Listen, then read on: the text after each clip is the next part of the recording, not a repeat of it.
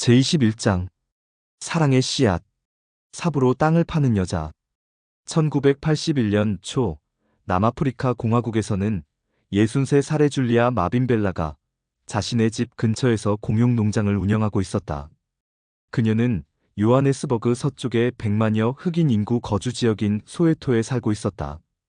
전직 초등학교 교장이었던 줄리아는 남아프리카 공화국의 공식 인종분리 정책인 아파르트헤이트 하에서 성인으로 성장하는 지역 청소년들을 돕기 위해 몇 년 전 공용 농장을 시작했다. 흑인 여성인 그녀는 이 제도 안에서 살아가는 것이 얼마나 힘든 일인지 알고 있었다. 이 법으로 인해 흑인들은 비하의 대상이 되고 열등한 시민으로 취급받았다. 수십 년 동안 정부는 모든 남아프리카 흑인에게 그들이 갈 수 있는 곳과 갈 수 없는 곳이 명시된 소책자 형태의 신분증을 소지하도록 강제했다. 하루 중 허락되지 않은 시간에 백인 구역에서 발견되는 흑인은 구타당하거나 체포되거나 심지어 살해될 수 있었다. 줄리아는 젊은 시절 요하네스버그의 다인종 구역에서 살았지만 흑인만 거주하는 소웨토로 강제 이주를 당했다. 이제 그녀는 이런 부당한 취급에 몸부림치는 청소년들을 보면서 그들의 분노가 점점 커지는 것이 염려스러웠다. 그녀는 분노가 그들과 그들이 사랑하는 사람들을 파괴하기 전에 그들에게 분노를 극복하는 방법을 가르치고 싶었다. 농장을 통해서 말이다. 그녀는 이런 말을 하곤 했다. 보렴, 이 땅은 굳고 단단하지. 하지만 삽이나 갈퀴로 파면 금이 가서 덩어리를 떠낼 수 있어. 이런 덩어리들을 부수고 씨앗을 뿌리면 씨앗이 자라는 거야. 그녀는 청소년들이 단단한 땅이 주는 교훈을 마음속에 간직하기를 바라며 그들에게 이렇게 말해주었다.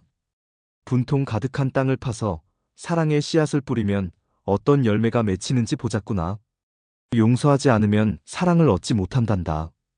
그것은 줄리아가 여전히 배우고 있는 교훈이었다. 수십 년 전 그녀의 남편 존은 백인이 운전하는 차와 정면으로 부딪혀 목숨을 잃었다. 줄리아는 남편의 소지품을 찾으러 경찰서에 갔지만 당시 남편이 갖고 있던 돈이 사고 이후 도난당한 것을 알게 되었다. 그녀는 사고에서 존은 잘못이 없다고 믿었지만 백인으로만 구성된 법원은 존에게 책임을 돌렸다. 존의 죽음으로 줄리아는 홀로 아이들을 키우게 되었고 자녀를 부양하기 위해 많은 고생을 했다. 하지만 그녀는 힘들 때마다 예수 그리스도께서 가까이에 계심을 느끼며 위로받고 안도를 느꼈다. 존이 죽은 지 25년이 지난 지금 줄리아는 자신의 고통이 치유되려면 용서해야 한다는 것을 알았다. 하지만 존의 명예를 훼손하고 존을 자신과 가족에게서 앗아간 사람들을 용서하기는 여전히 힘들었다. 1981년 6월 어느 날 줄리아는 최근 아파르트헤이트 때문에 일어난 폭동으로 약탈과 화재를 겪은 청소년 시설과 도서관의 청소를 도와달라는 요청을 받았다. 그곳에 도착한 줄리아는 삽으로 잔해를 치우는 2명의 청년을 보고 깜짝 놀랐다. 그 청년들은 백인이었는데 소웨토에서는 충격적인 광경이었다. 청년들은 환하게 웃으며 줄리아에게 자신들은 도움을 주러 온 미국인 선교사들이라고 말했다. 선교사들은 조금이나마 식물을 기르는 것에 관해 알고 있었고 줄리아와 공용 농장에 관해 이야기를 나누었다. 그들은 줄리아에게 방문해도 될지를 물었다. 줄리아는 그들을 만나고 싶은 마음이 없었다. 2 백인 남성을 집에 초대했다가 자신과 가족이 끔찍한 보복을 당할 위험이 있었기 때문이다. 이웃들은 그녀가 경찰이나 아파르트헤이트 정부와 협력하고 있다고 생각할 수도 있었다. 그녀는 변명을 시작했지만 그러다 가슴이 쿵쾅거리는 것을 느꼈고 그들에게 방문을 허락해야 한다는 것을 깨달았다. 그녀는 선교사들에게 사흘 후에 오라고 말했다. 청년들은 흰 셔츠에 명찰을 달고 약속한 시각에 맞춰 나타났다. 그들은 자신들을 예수 그리스도 후기성도 교회의 선교사라고 소개했다. 줄리아는 정중하게 그들의 메시지를 들었다. 하지만 2번째 방문에서는 어떻게 해야 정중하게 관심이 없다고 말할 수 있을지 궁리했다. 그런데 선교사 한 명이 줄리아와 사망한 남편의 사진을 가리키며 남편은 어디 계세요? 라고 물었다. 그이는 죽었어요. 그녀가 설명했다. 선교사들은 그녀에게 죽은 자들을 위한 침례에 관해 말했다. 줄리아는 회의적이었다. 여러 해 동안 많은 교회에 가봤지만 죽은 사람이 침례를 받을 수 있다는 말은 들어본 적이 없었다. 한 선교사가 신약전서를 펴고 그녀에게 고린도전서 15장 29절을 읽어보라고 했다. 만일 죽은 자들이 도무지 살아나지 못하면 죽은 자들을 위하여 침례를 받는 자들이 무엇을 하겠느냐? 어찌하여 그들을 위하여 침례를 받느냐? 그 구절은 그녀의 마음을 사로잡았다. 그녀는 마음을 열고 선교사들의 말을 듣기 시작했다. 그들이 영원한 가족에 대해 가르치는 동안 그녀는 사망한 사람들을 위해 그들을 사랑하는 이들이 성전에서 침례를 비롯한 의식들을 받을 수 있다는 것을 알게 되었다. 또한 다음 생에서 존을 포함한 세상을 떠난 사람들과 재회할 수 있다는 것도 알게 되었다. 몰몬경을 읽기 시작하면서 그녀의 삶은 변화되기 시작했다. 그녀는 모든 사람이 한 가족이라는 사실을 처음으로 깨달았다. 예수 그리스도의 회복된 복음은 마침내 그녀가 자신과 자녀들에게 상처 준 사람들을 용서할 수 있으리라는 희망을 주었다. 줄리아는 선교사들을 만난 지 6개월이 지난 뒤 침례를 받았다.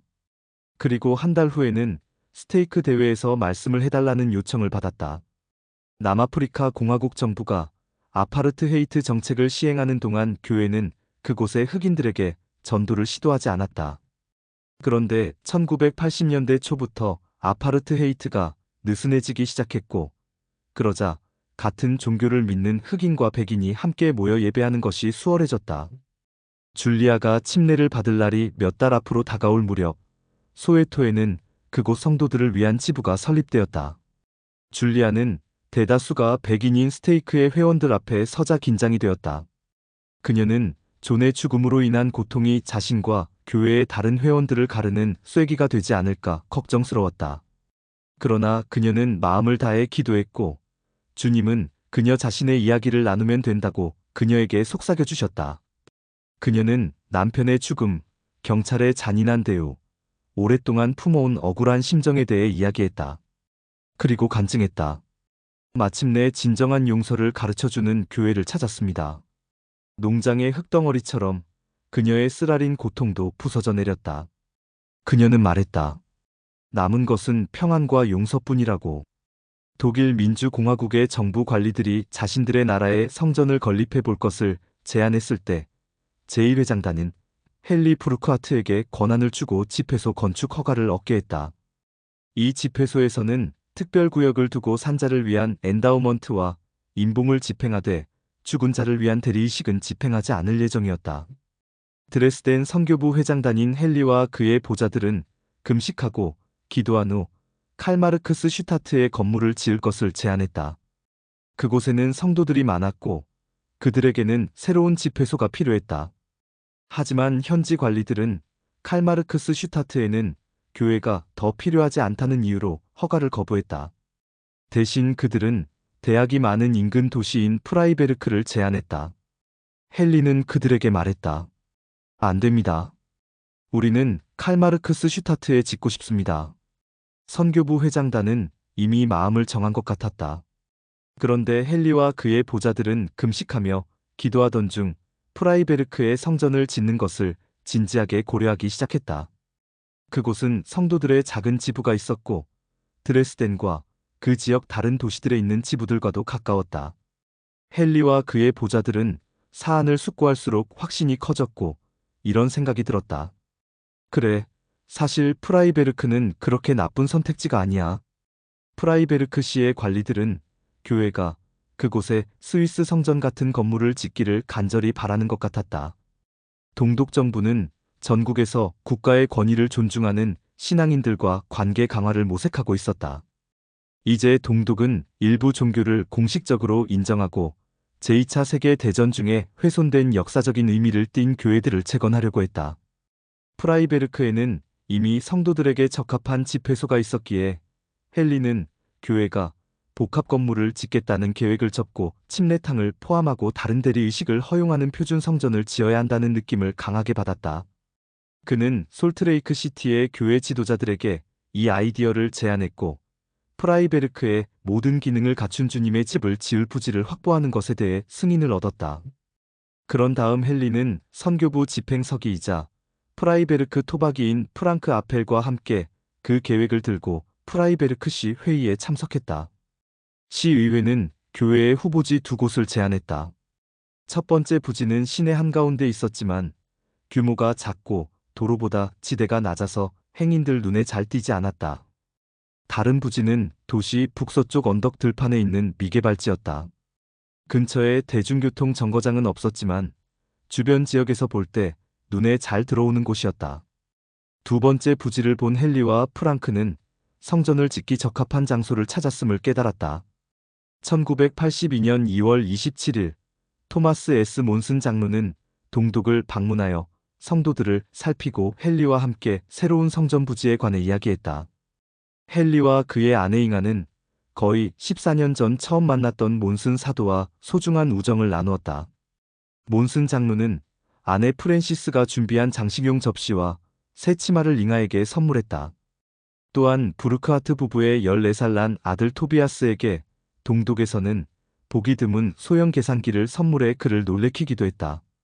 이튿날 헨리는 몬슨 장로와 함께 부지로 갔다. 몬슨 장로는 교회가 칼마르크스 슈타트에 성전을 지을 수 없는 이유를 이해했지만 프라이베르크의 위치에 대해서는 의문이 있었다. 그는 헨리에게 물었다. 이 선택지를 충분히 고려해 보셨습니까? 정말로 이곳이 적합한 장소인가요? 적절한 대중교통도 없는데 사람들이 어떻게 이곳에 올 수 있겠습니까? 헨리는 최선을 다해 몬슨 장로의 질문에 답했다. 그런 다음 자신과 보자들은 그곳에 성전을 짓는 것을 강력히 지지한다고 확언했다. 헨리는 자신들이 그 부지에 대해 금식하고 기도했으며 주님께서 동독에 당신의 집을 짓고자 하시는 곳은 그곳이라는 느낌을 받았다고 말했다. 몬슨 장로는 완전히 수긍했다. 교회는 토지를 매입하고 수정된 건축 도면을 동독 정부에 제출했다. 1982년 3월 31일 예루살렘의 한 사무실에서 도시의 수석 엔지니어인 암논 리브가 손으로 색칠한 커다란 감람산 지도를 살펴보는 동안 데이비드 갤브레이스는 잠자코 앉아 있었다. 사무실에는 도시를 설계하는 다른 6명도 함께 서 있었다. 데이비드는 몇 달 전부터 암논과의 만남을 고대하고 있었다.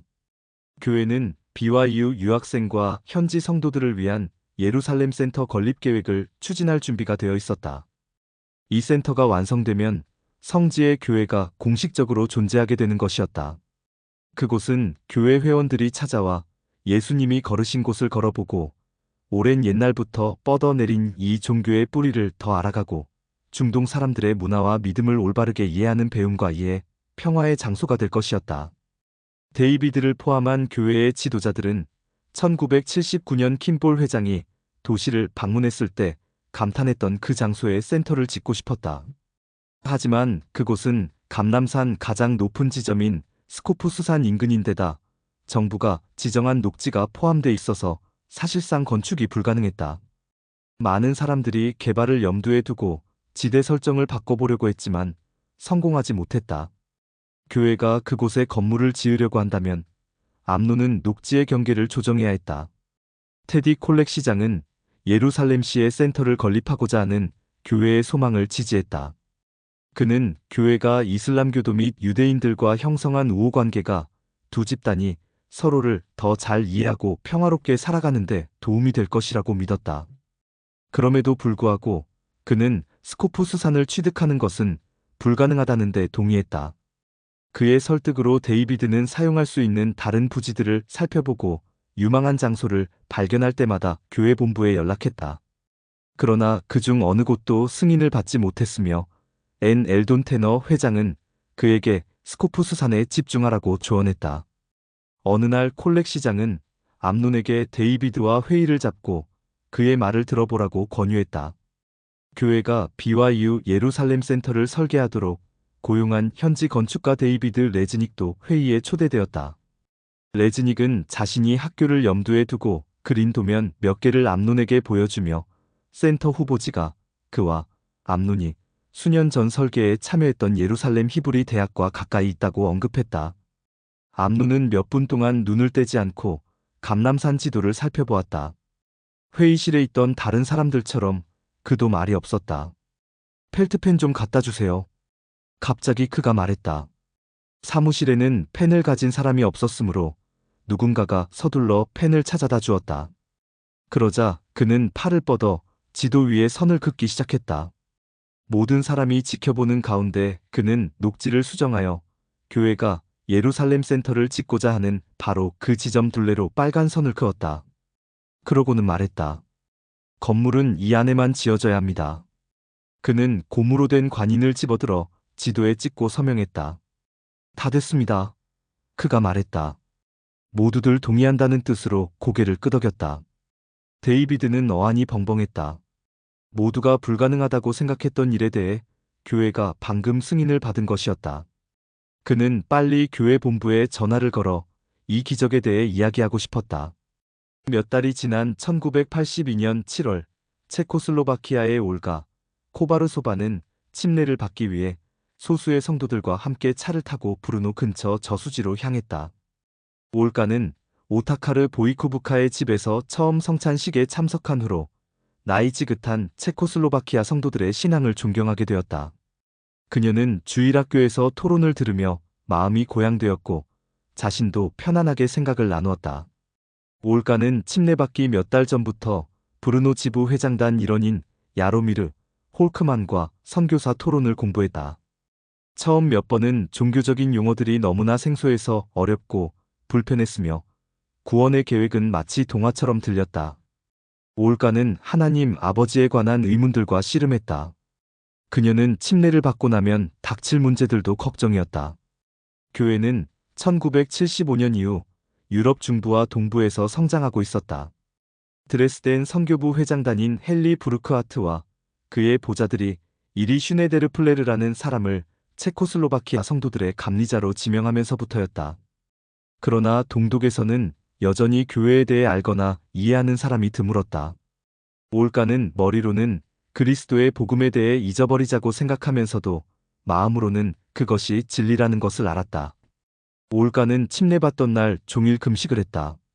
그리고 시간이 되자 오타카르와 가드 보이코부카, 야로미르와 그의 아내 마리아와 함께 차를 타고 저수지로 갔다. 그들은 물가에 모여 기도를 드렸다. 하지만 의식을 진행하기도 전에 몇몇 낚시꾼들이 둑을 따라 걸어오는 소리가 들리자 깜짝 놀랐다. 그들은 가까이 다가와 올가가 침례받을 장소 근처에 자리를 잡았다. 오타카르가 말했다. 이 저수지는 가장자리 대부분이 상당히 가파릅니다. 물속으로 완만한 경사를 따라 안전하게 내려갈 수 있는 곳은 여기뿐이에요. 다른 선택의 여지가 없었으므로 올가와 친구들은 그들이 떠나기를 기다렸다. 10분이 지나고 20분이 지났다. 그래도 낚시꾼들은 떠날 기미가 보이지 않았다. 올가는 나무에 머리를 기대고 생각했다. 내가 준비가 덜 되었거나 간증이 부족하거나 완전히 회개하지 않아서일지 몰라. 그녀가 막 무릎을 꿇고 기도하려던 참에 야로미르가 그녀의 팔을 끌고 다른 성도들에게 데려가더니 말했다. 오늘 올가가 침례를 받을 수 있도록 우리가 다시 기도해야 할 것 같습니다. 그들은 함께 무릎을 꿇었고 야로미르가 올가를 위해 하나님께 간구했다. 올가는 그의 목소리에 묻어난 감정을 느낄 수 있었다. 기도를 마치고 몇 분이 지나자 낚시꾼들이 갑자기 일어나더니 자리를 떠났다. 야로미르는 올가의 손을 잡고 잔잔하고 고요한 물속으로 그녀를 인도한 뒤 침례 기도를 했다. 올가는 자신의 이름을 들으며 인생의 한 장이 끝나가고 있음을 느꼈다. 그리스도와 그분의 회복된 복음을 따르기로 결정한 지금 모든 것이 바뀌려 하고 있었다.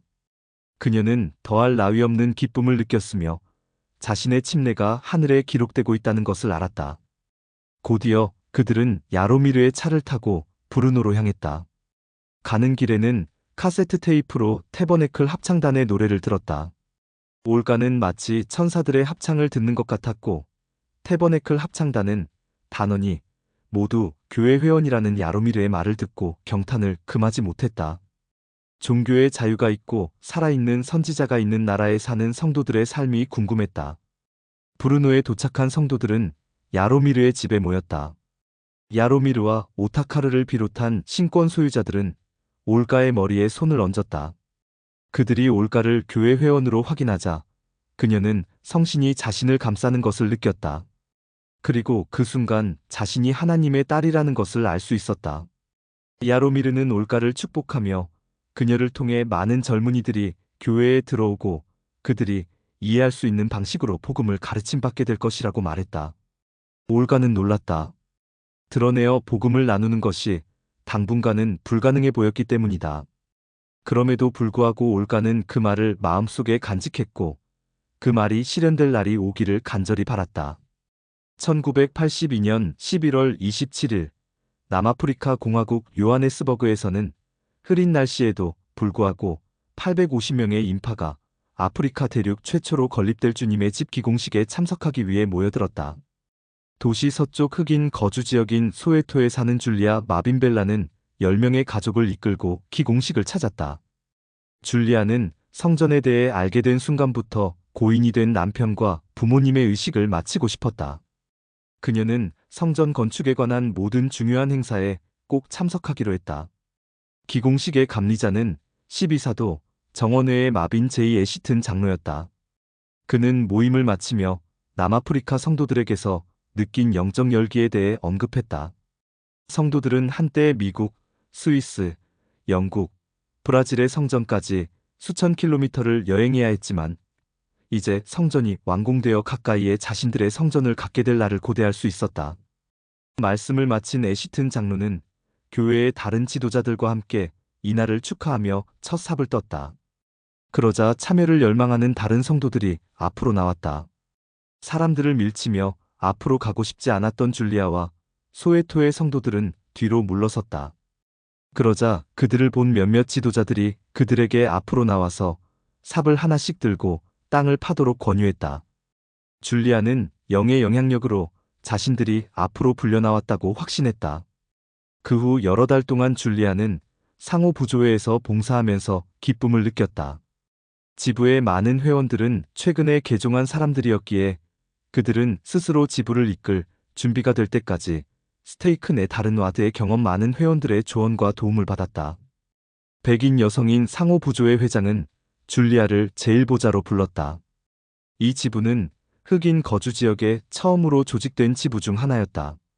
지부는 요하네스버그 한 지역의 와드 건물에서 모였다. 줄리아와 소웨토의 흑인 성도들은 예배당에 가려면 택시를 타고 시내로 들어간 다음 나머지 거리는 걸어가야 했다. 얼마 후 지부는 소웨토에 있는 한 고등학교에서 모임을 하기 시작했고 줄리아는 집에서 더 가까운 곳에서 교회 모임에 참석할 수 있게 되어 기뻤다. 하지만 새로운 모임 장소도 그 나름의 어려움이 있었다. 학교를 성찬식에 적합한 장소로 만들기 위해 성도들은 일요일 아침마다 일찍 도착하여 바닥을 쓸고 창문과 의자를 청소해야 했다. 건물 예약 담당자가 돈을 더 벌 셈으로 이중 예약을 받는 바람에 성도들이 모일 장소가 마련되지 못하는 때도 있었다. 얼마 뒤 요하네스버그 스테이크는 점점 더 많은 흑인 성도들을 그들이 거주하는 지역의 지부 지도자로 부르기 시작했다. 줄리아는 자신의 지부에서 새로운 상호 부조의 회장으로 부름받았다. 그녀는 즉시 자신이 부족함을 느꼈다. 지역 사회에서 그녀는 사람들을 돕고 그들에게 동기를 부여하는 방법을 아는 경험 많은 지도자였지만 지부의 성도들은 교회의 백인 지도자들에 익숙해 있었다. 그녀는 지부 회원들이 자신의 능력을 의심하며 줄리아도 우리 같은 흑인인 거리라고 생각하는 것이 귀에 들리는 듯했다. 그럼에도 불구하고 줄리아는 낙담하지 않았다. 그녀는 자신이 무엇을 성취할 수 있는지 알고 있었다. 그리고 주님께서 자신과 함께 하실 것을 알았다.